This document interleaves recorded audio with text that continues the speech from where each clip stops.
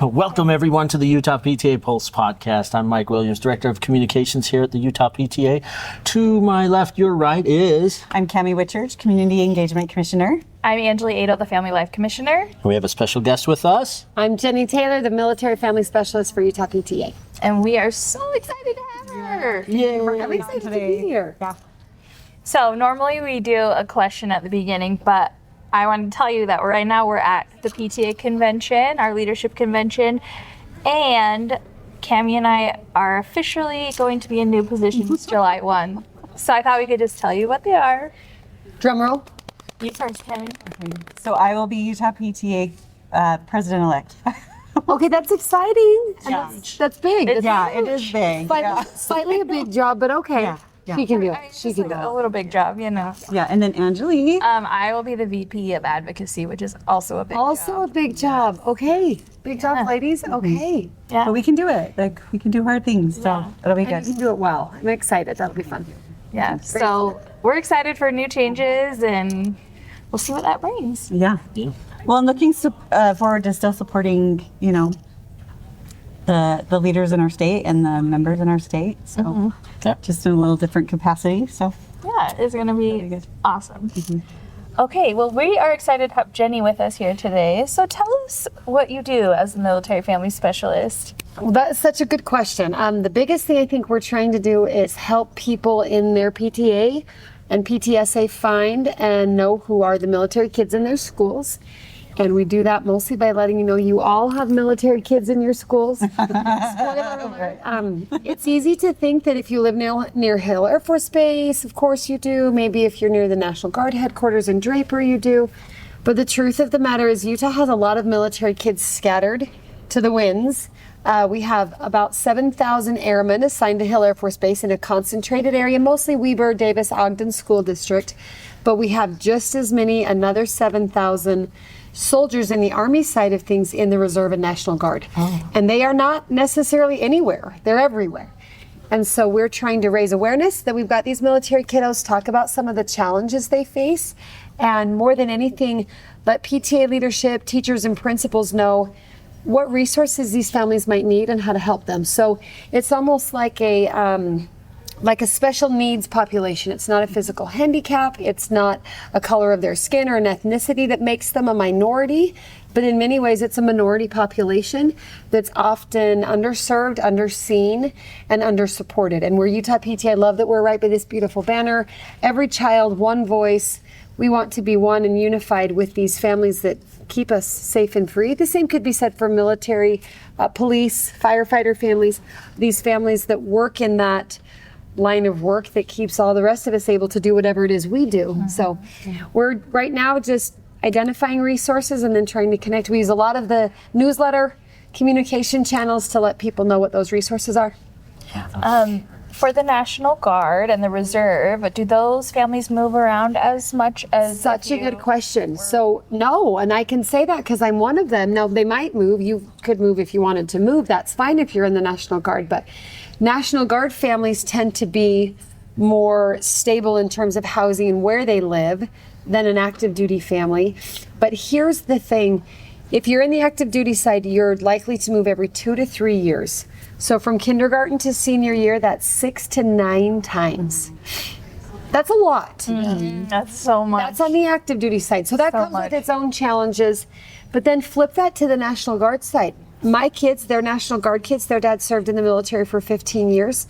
And my kids never moved. I mean, we moved once from like a little house to a different little house, but we chose to move as a family. We needed a bigger yard, but wanted a bigger yard. But my kids didn't move every 2 to 3 years. But you know what happened? Every 2 to 3 years, their dad went to war. Every 2 to 3 years, he had a different assignment. Every 2 to 3 years, and sometimes more often than that, our life changed in that way. So it's just different. It's not necessarily that one is easy and one is hard, or one is better or one is worse, but there is kind of that active duty and then part-time National Guard Reserve component difference. And we want to make sure we address the needs of both of those. Yeah. So if you're a PTA president or part of the leadership and you've got kids moving in and out every 2 or 3 years, that's challenging. We want to make sure they feel welcome. You want to make sure they get accustomed to what happens in your school and in your neighborhood and in your communities.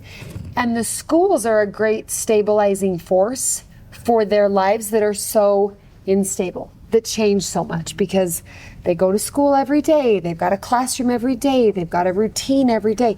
That can be beautiful, unless they don't feel that they belong.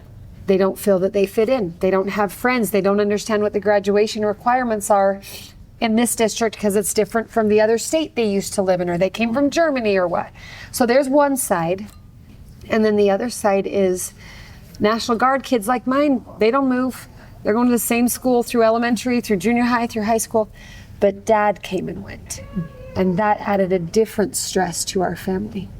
So those are the families we want to help, whether they are active duty or part-time. There's an inherent stress that comes with the fact that my mom or dad wears a uniform to work. And again, that uniform could be a police, a fire, different stressful uniform. That little child, that's a lot for the little child. And what I love so much about PTA is that we want to strengthen that child, that whole child. Academically, holistically, emotionally, and sometimes that might come through the form of the school activity or the parents that are able to volunteer, because my kid's dad can't volunteer because he's gone, and so I think there's just such a beautiful fit for some of these special populations, and we have lots of special populations in Utah, in humanity in general. Military is not the only one, but the more I work with military families, the more I find they're actually a lot like other families too. Because other families might have a missing parent that's absent or travels a lot for work, or that has gotten ill and passed away, or is disabled or injured. That's not only in the military. Stress isn't only found in a military job. So I might specialize in kind of that military bubble, but the more I do, I'm like, oh my gosh, this will help every kid. And these resources will help every teacher, and every PTA president will be better if he or she knows this. So it's been really exciting for me this last little while to dig in a little bit outside of my own family and outside of my own elementary or my own PTSA at the junior high and high school, and see a bigger picture and say, we got work to do. Yeah, we do. But we're doing it, and I love the things you both have done for years and years, and will continue to do. So it's exciting to be part of it. So are there specific things? I mean, you kind of talked about, the instability of moving a lot, or, having a parent gone a lot. Are there things when you're planning activities or, things at the school that are kind of something that when it comes to military families, keep this in mind, or this would be really good to remember for those? Yeah. Okay. So it's such a good question. Yes. Couple of things to keep in mind. The first thing is you probably don't know who your military families are. And really the only way you're going to know is if they tell you, or if you find out because Jimmy told Sally in second grade that Daddy wears a uniform at work or something. So one thing I'd really encourage schools to do is create an opportunity for families to self-identify.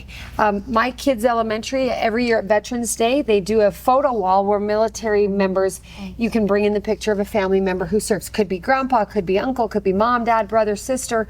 That gives those families an opportunity to say, hey, we're connected to the military, and here's how, and here's who. Someone I talked to today at the convention had a great idea. She said, I think at back to school night, we're gonna set up a little table where it just military friendly, and say, hey, tell us if you're in the military. Simple. Now, some schools get a little more formal and have it in their registration paperwork. Federal impact date, or check this box. I know Davis School District right near Hill Air Force Base is going to have an identifier in their school information system, a little star next to their names, so that the parents, the teachers, the administrators can all know, hey, this is a military connected child. But again, that's all optional. I don't have to tell you my husband was in the National Guard. I don't have to tell you that's our line of work. I don't know where you work or where your husband works. That's your business. So the first thing I'd say is try to create an atmosphere where we want to know, hey, if you're connected to the military, let us celebrate you, let us support you. So that'd be one thing. Another thing to keep in mind would be a lot of military families, particularly those that come and go on the active duty side, they're only with you a couple of years. So think how we do PTA. I don't know how you both started, But I started as a kindergarten mom, and I was so excited. I'm like, okay, I have to do my time, and I'm going to start volunteering at the little things, and then maybe when my kids are in 5th or 6th grade, I can climb the PTA ladder, and then I can be in charge. Like, I didn't know they would have let me be in charge day one, right? Yeah. But if you're the parent and you're moving into a school community and you've got 24 to 36 months start to finish, like, I don't have time to climb the ladder and hope you like me and see if I can sit next to you for 6 months before I'm now in the club. So sometimes the work that needs to be done for military kids is actually in the mom-dad side of things. So when you have a new kid that shows up at back to school and you don't remember that family from last year because you know who those families are. Now, they're not all military, but again, what do we do for all new kids in our schools? Do we know? I'll admit I don't know which parents on day one of school weren't here last year. Maybe I don't recognize them because I didn't see them. Maybe they just work 5 jobs and can't be involved, so I never saw them that reason. But so sometimes it's just asking, like, hey, how long have you been here? Oh, you just moved here. Where'd you come from? Tell me about that. And then creating opportunities, invitation. I know we feel like PTA is a wide open invitation. You can all come. You're always welcome. True. But like, what if you invited that parent? Hey, you're new. Oh my gosh, we would love, come. And then as you get to know those people from around the world, think what they can add to your PTA. Totally. One of the first questions I would ask is like, hey, how did the other school do things really well? Because we want to copy their ideas, right? Tell us, because I am like the perfect example of Utah. I went to Green Acres Elementary in Weber School District. I went to a junior high in Weber School District. I graduated from Weber High School in Weber School District. Guess where my kids go to school? Weber School District. And I love Weber School District. Shout out to Weber. But guess what? I only know Weber School District. We might be missing the boat. And if you have a family that's moved in every 2 or 3 years, they've been to 5 or 6 or 10 schools. Say, hey, tell us what you know. Bring your involvement from Germany and from Delaware and from Florida. Add it to my little school in Utah. So that's one thing to keep in mind is these families, and these are the families that are willing to sacrifice literally their life if necessary. I bet they're willing to help your PTA. So that's the active side. On the other side, if you look at more that National Guard or reserve side, they might be the family that's like, I would by nature love to get involved. I would love to be at every PTA party, and I would love to sell the cupcakes at the fundraiser, and I would love to decorate the teachers' doors all day. But I have 4 little kids and my husband's at war. I can't. I don't emotionally have the bandwidth. I think of myself years ago, my oldest daughter was in 1st grade. Dad was deployed. My 1st grader was my oldest of 4. I had a 7-year-old, 6, almost 7, a little 4-year-old and a 2-year-old and a baby. Like, I wanted to be that mom. I didn't have the bandwidth, right? And so maybe in that case, yes, you're going to invite me. Jenny, we'd love to have you come to PTA meeting. Maybe is there a way I can feel included if I can't make it to that meeting? Because if one of the parents is at war and the other one's at work or at home overwhelmed, and again, this applies not just to military, right? Yeah. Yep. We have a lot of overwhelmed, stressed out parents that can't come to the PTA meeting. Great, involve them anyway. Find Sorry, guys. Oh, you're fine. Convention's a busy time, people. Find a way to involve them, right? Maybe, like, could I be the pencil sharpener on Tuesdays at home? Could I staple the papers? I don't know if we do paper anymore. I'm thinking of things I used to do, like, in my days. Totally, though. Totally. But again, and then maybe for a while, you're my kid's mom at school. Because I can't bring the cupcakes when I've got all of that going on, right? And then I fast forward the year my husband was killed, then I had 7 kids, and my oldest was in 8th grade. And I had babies all the way down, and it's like, I have never been more grateful for the PTA in my life. It makes me emotional just recalling it because you were my kid's mom. And you were my kid's dad volunteering for the readathon because their dad can't come. So keep that in mind. And again, take that from a military lens and now expand it. Expand it to a divorce. Expand it to an illness, death by cancer. Expand it to the deadbeat parent that's never been involved in that kid's life, to the abusive parent he doesn't want involved in his life. That's who we are, right? So when you're planning activities and events and readathons and book fairs, be creative and find ways to, one of the favorite ways we've found, potluck. Like, I don't have to have a ton of money and I don't have to have a ton of time to contribute to the teacher lunch.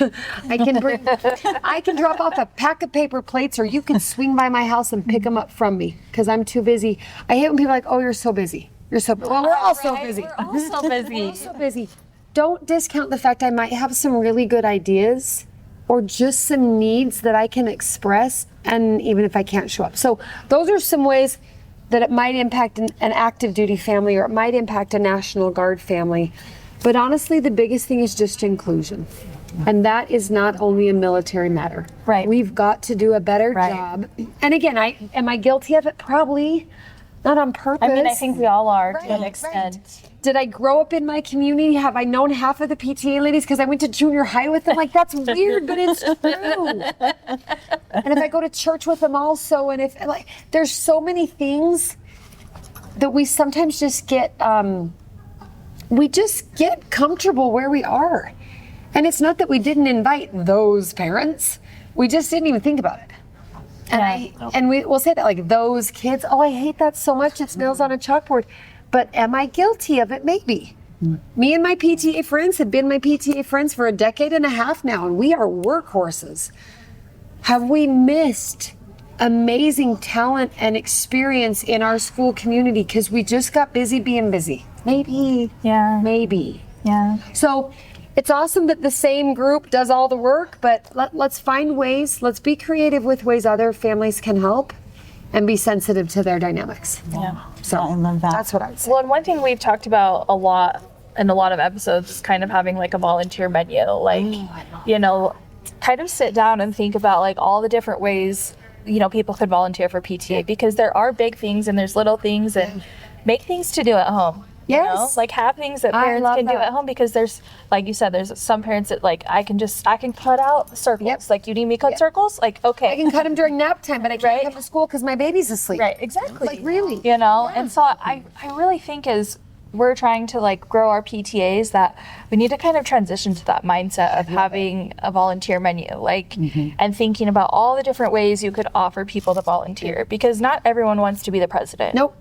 I mean, actually, I don't think anyone wants to do it. Oh my gosh, I wanted you so badly when my baby was in kindergarten. I was like, all I dream of, someday I will be PTA president. yeah. Which is because I had no clue, right? I'm like, oh my God, they would have let me be PTA president for 20 years if I had any idea. But you're right. Not everyone. And that's great. Like, I love that there's different ways. I love that you call it a menu.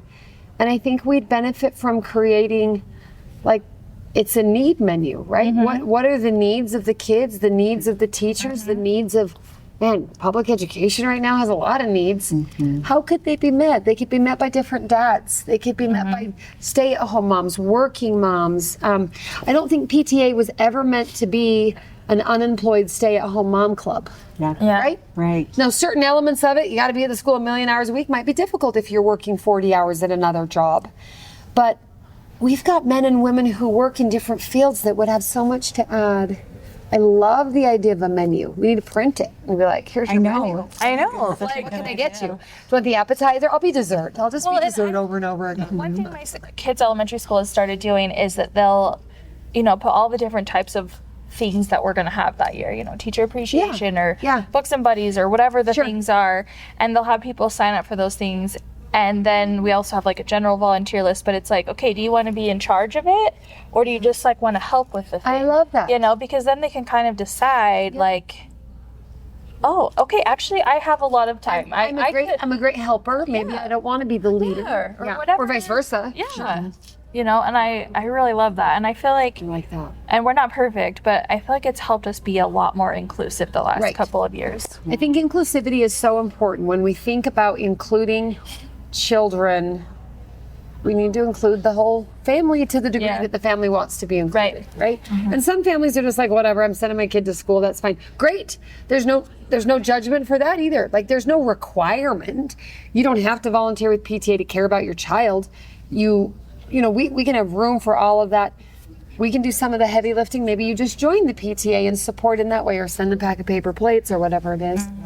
But I do think it's part of that inclusivity of creating a culture where we're just really all in this together. Because there's no way I can raise my kids alone. Sorry. Right. I mean, we have to have support. And the And cliche bless the phrase- teachers. Yeah. Yeah. I know, seriously. I know that big, so important. real big T. Yeah. We love those teachers so much. Well, Put up with so much. I have loved everything that you shared with us. I think everything you've said is so important and so perfectly delivered as well. Yeah. Like, Well, I love the work, and I say you all. I mean, I'm part of PTA, but I look at all of you that have just put in so many years on so many levels: local, council, region, state, and it is such a beautiful thing to see, especially as we're here at convention, people coming from all walks of life. And why are we here?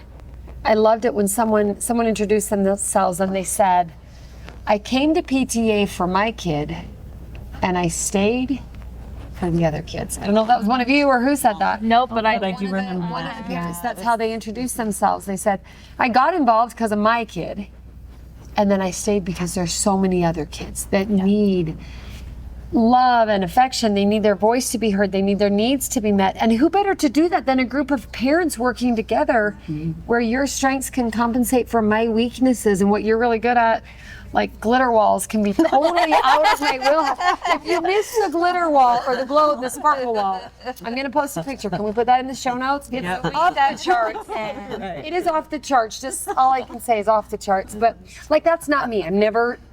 My brain doesn't work that way. But maybe there's another skill set I can bring. And imagine if we all bring that together. You know who wins? The child. Yeah. Every time. 100%. All of the children. Every child. So, love PTA. Yeah. We do too. Yeah. Okay. So, yeah. We need like a cheer. What's our cheer? Go Utah. Well, thank you so much for being with us, Jenny, you. today. We can't wait to have you on again. Yep. Yeah. Me too. Every time, maybe. Thanks for setting this up.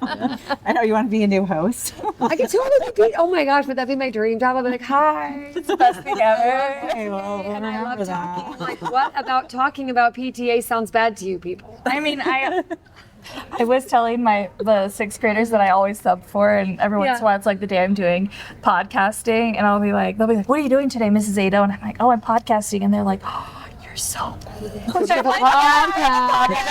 amazing. Yeah, that PTA podcast, we're top of the charts. So It's true. Getting there. we are. All right. Good content. Thank you. And thanks, Michael, for being that communication specialist that gets the word out and helps us all connect that way wherever we live. It's awesome. All right. Time to. So we dance at the end. Dance, I didn't A know. little dance. I was going to do a cheer, but I hope there's music while we're dancing. There is. There is. No, we just like dance in silence. Best part.